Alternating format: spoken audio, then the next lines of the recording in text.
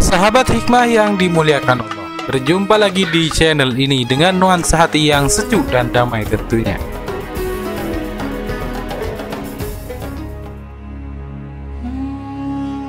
Laki-laki itu berusia sekitar 58 tahun pada hari ke-10 bulan Muharram di tahun 61 Hijriah.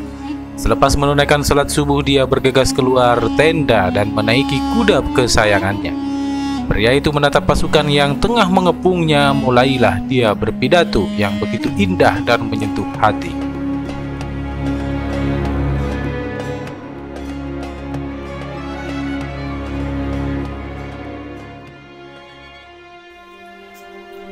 Lihat nasabku, pandangilah siapa aku ini. Lantas lihatlah siapa diri kalian. Perhatikan apakah halal bagi kalian untuk membunuhku dan mencederai kehormatanku. Bukankah aku ini putra dari anak perempuan nabimu? Bukankah aku ini anak dari wasi dan keponakan nabimu, yang pertama kali beriman kepada ajaran nabimu? Bukankah Hamzah pemuka para syuhada adalah pamanku? Bukankah Ja'far yang akan terbang dengan 2 sayap di surga itu adalah pamanku? Tidakkah kalian mendengar kalimat yang viral di antara kalian bahwa Rasulullah berkata tentang saudaraku dan aku, keduanya adalah pemuka dari pemuda ahli surga? Jika kalian percaya dengan apa yang aku sampaikan, dan sungguh itu benar karena aku tak pernah berdusta. Tapi jika kalian tidak mempercayaiku, maka tanyalah Jabir bin Abdullah al-Ansari, Abu Sa'id al-Khudri, Sahal bin Sa'ad, Zaid bin Arqam, dan Anas bin Malik, yang akan memberitahu kalian bahwa mereka pun mendengar apa yang Nabi sampaikan mengenai kedudukan saudaraku dan aku. Tidakkah ini cukup menghalangi kalian untuk menumpahkan darahku?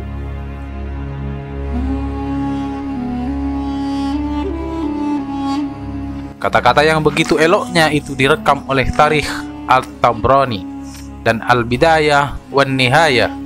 Namun mereka yang telah terkunci hatinya tidak akan tersadar. Pasukan yang mengepung atas perintah Ubaidullah bin Ziyad itu memaksa pria yang bernama Husain bin Ali itu untuk mengakui kekuasaan Khalifah Yazid bin Muawiyah. Tidakkah ini menjadi pelajaran bagi kita semua bahwa pertarungan di masa khilafah dulu itu sampai mengorbankan nyawa seorang cucu Nabi Shallallahu Alaihi Wasallam? Ibnu Katsir dalam Al-Bidayah wan Nihayah bercerita bagaimana Sayyidina Husain terbunuh di Karbala pada 10 Muharram Asyura. Pasukan memukul kepala Husain dengan pedang hingga berdarah. Husain membalut luka di kepalanya dengan merobek kain jubahnya, dan dengan cepat balutan kain terlihat penuh dengan darah Husain.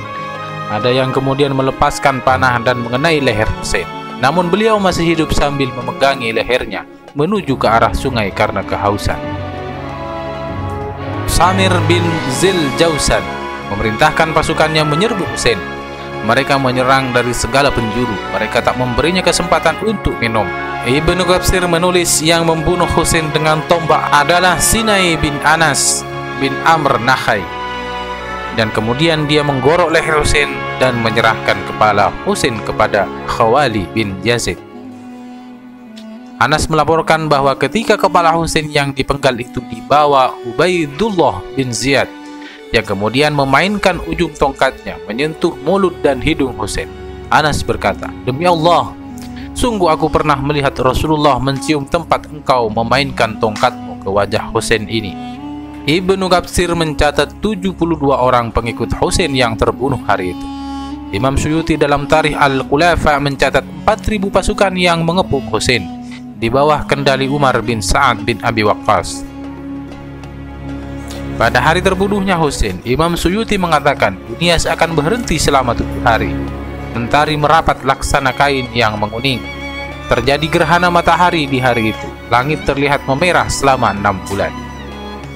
Imam Suyuti juga mengutip dari Imam Tirmidzi yang meriwayatkan kisah dari Salma yang menemui Ummu Salamah, istri Nabi Muhammad yang saat itu masih hidup. Ummu Salamah wafat pada tahun 64 Hijriah, sementara Husain terbunuh tahun 61 Hijriah.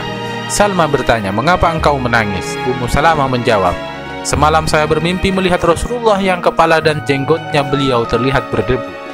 Saya tanya, 'Mengapa engkau wahai Rasul?' Rasulullah Shallallahu Alaihi Wasallam menjawab, 'Saya baru saja menyaksikan pembunuhan Husain.'